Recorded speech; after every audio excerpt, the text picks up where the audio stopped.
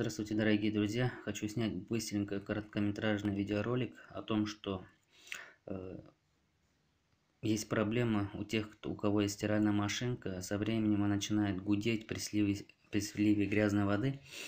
И я смотрел в YouTube много видеороликов, где говорят, просто почистите насос, и все будет нормально.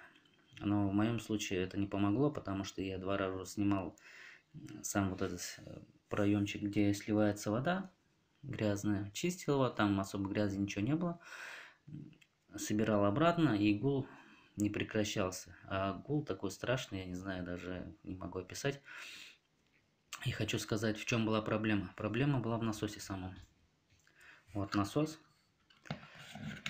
Тут разъела сальник, грязная вода попала внутрь, и появился такой вот небольшой люфт. Вот такой вот небольшой люфт. Здесь незаметно, просто на руку заметно. Вот, в общем, да. Я купил новый насос.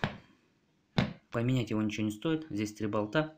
Сливаете грязную воду сначала со стиральной машинки. Закрываете подачу холодной воды. Наклоняете стиральную машинку на бок, на левый бок. И все. Там все видно. Насос стоит. Вы его откручиваете. Здесь вот 2 провода. Отцепляете их. Новый насос также ставите.